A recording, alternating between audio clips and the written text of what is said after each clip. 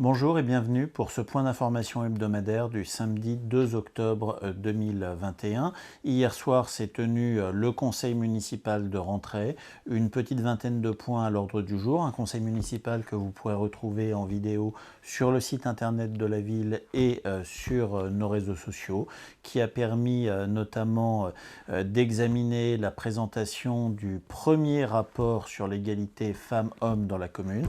Il ne s'agit pas d'une obligation pour une commune de moins de 20 000 habitants. C'est une démarche volontariste que nous avons souhaité porter avec Karina Coelho pour marquer l'attachement de la commune de Mennecy à l'égalité réelle. Un conseil municipal qui a également permis d'adopter la première décision modificative, c'est-à-dire l'ajustement du budget municipal, décision modificative qui a d'ailleurs été votée à l'unanimité, et toute une série de demandes de subventions pour pouvoir travailler sur des projets structurants pour la commune et notamment la mise en place d'un véritable plan lumière. Le week-end dernier se sont tenues de nombreuses manifestations, notamment la braderie de rentrée qui a été écourtée en raison des pluies extrêmement fortes du dimanche après-midi, la fête de la nature, mais également le pique-nique en famille organisé samedi dernier au parc de Villeroy. Au niveau de l'organisation, ce matin c'était assez bien organisé. Il y avait un petit peu de monde à l'arrivée, mais en fait les bénévoles ont assez bien géré l'arrivée des exposants. La gestion du pass sanitaire aussi à l'entrée, le masque. On a eu jusqu'à cette heure-ci, 14h22, on a eu de la chance qu'il n'a pas trop plu. Là ça commence à arriver, donc c'est un petit peu la malchance du jour. Malgré tout, le lieu est quand même super adapté pour faire la braderie. Voilà, dommage qu'il n'y ait pas eu plus de monde aujourd'hui, mais je suis sûr que dans les années à venir, si la braderie perdure ici, on va faire une belle braderie. Rendez-vous pour la prochaine braderie. A priori, avec ce qui me reste, j'aurai de quoi faire la prochaine. Oui, bonjour, mon nom est Birgit Töllner, je suis enseignante au lycée Marie-Laurencin et très engagée dans la protection de l'environnement, en particulier au sein de la Ligue pour la protection des oiseaux, LPO.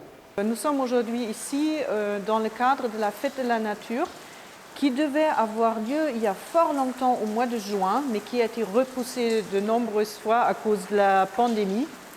Et bien aujourd'hui nous sommes là, mais ce n'est plus le printemps et il pleut des cordes. Aujourd'hui, on est venu pour tenir un stand avec la LPO. On vient de créer un groupe local qui s'appelle le groupe local Seine-Gâtinais. Et donc, on est venu avec des prospectus pour avoir peut-être un peu plus d'adhérents à l'association et aussi pour parler de nos activités. Alors, on essaie de sensibiliser le public aux enjeux de la perte de la biodiversité. Donc, on les encourage, par exemple, à mettre en place des nichoirs, à créer des jardins qui peuvent accueillir des oiseaux et des insectes. Donc, des jardins qui peuvent devenir des refuges pour la biodiversité. Et puis, très concrètement, récemment, on s'est rendu compte que sur le plateau agricole de Mondeville, nichaient des busards Saint-Martin, et c'est une action très récente. Donc, au mois de mai et juin, nous nous sommes engagés à protéger 2 couples appartenant à cette espèce, puisque ce sont des oiseaux qui nichent au sol dans les champs de blé, entre autres. Oui. Bonjour, je suis Madame Sarane Fatma, maman de Selma et de 2 autres garçons qui sont en train de nager ici, à la piscine de Mennecy. Donc on est à l'allée des séquoias. Et on est venu participer à l'événement. Alors, ce que j'ai vu, c'est qu'il y avait des jeux de société sur un stand. Il y aura un petit spectacle de l'autre côté. Ça se passe très bien, on a le soleil et ça se passe très bien. J'ai retrouvé aussi des visages que je connaissais déjà. En fait, ça fait rapprocher les gens et ça fait partager des moments et aller plus vers l'autre facilement. Donc je suis au parc de Villeroy dans l'allée des séquoias pour le pique-nique en famille. Oui, je suis venue avec ma famille, c'est sympa, oui. Et j'ai fait le puissance 4 géant, j'ai fait un Wistiti, SOS Wistiti et j'ai aussi joué au Toupie.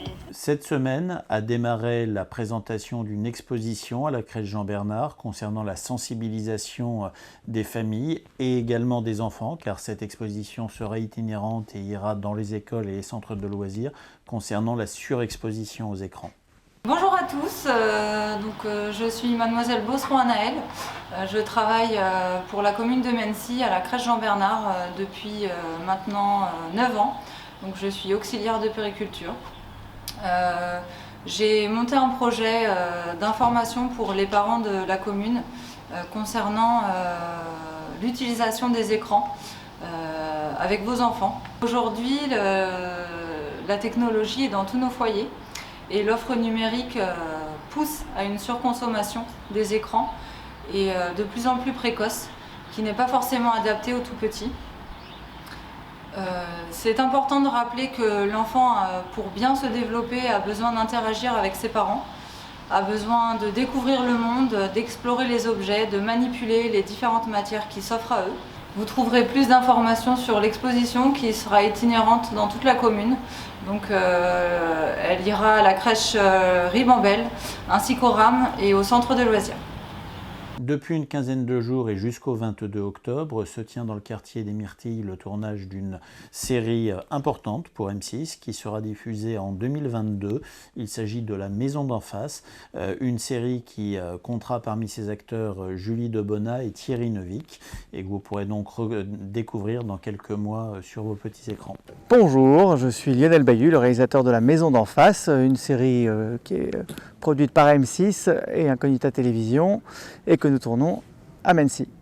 Ce qui est intéressant pour nous, c'est effectivement quand on sort des maisons, d'être tout de suite dans cet espace commun qui relie un petit peu tous les voisins entre eux, puisque nous parlons de l'histoire de deux couples vivant chacun dans la maison d'en face et qui vont se rencontrer en bons voisins et un petit peu plus. Je joue Ève Coudray et c'est un personnage qui, au démarrage de l'histoire, est une fille un peu de bonne famille, un peu parfaite, un peu, voilà, l'image de la...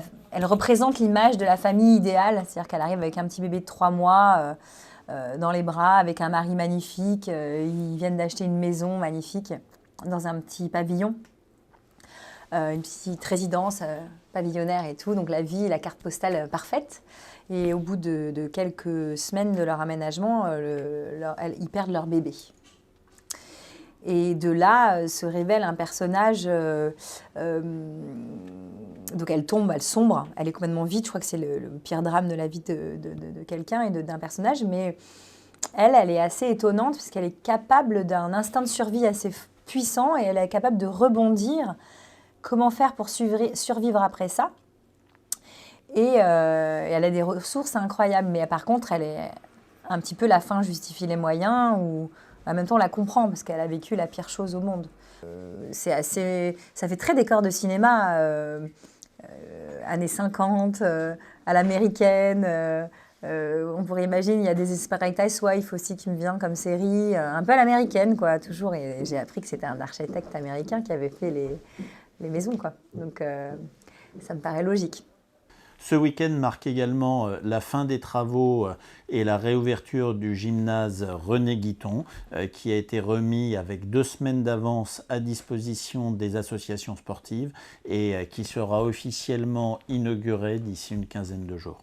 La semaine qui arrive comprendra également toute une série de manifestations ou de rencontres ou de moments importants et attendus par toutes et tous. Tout d'abord, Octobre Rose, cette course qui est un élément marquant à Mency, qui est un moment de solidarité fort, aura lieu dimanche 10 octobre. Et il vous reste donc une semaine pour aller vous inscrire, pour aller participer avec vos amis, en famille, à ce moment qui est non seulement une course de 5 ou 10 km, mais aussi une marche de 5 km pour permettre à toutes celles et ceux qui ne sont pas forcément des sportifs, qui ont tout simplement envie de partager un moment pour marquer une solidarité s'impliquer avec cette cause, rapporter également des fonds à la Ligue contre le cancer, de pouvoir le faire.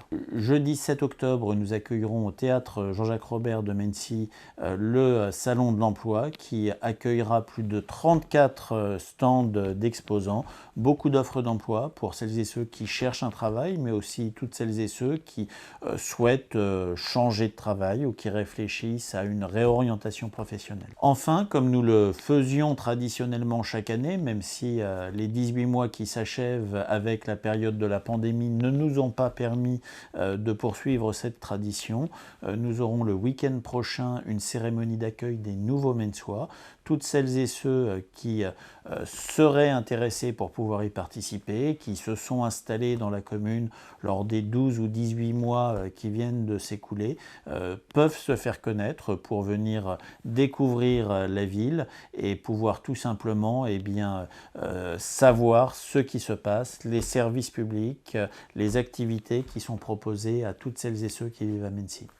Enfin, ce soir se tiendra la dernière des soirées des estivales. Ce sont près de 40 soirées qui auront eu lieu en un peu plus de 3 mois dans l'ensemble des secteurs commerciaux de la commune pour pouvoir permettre de produire de l'animation, mais aussi soutenir nos commerçants, soutenir la culture, soutenir des artistes, des musiciens qui pendant des mois ont vécu des périodes extrêmement difficiles.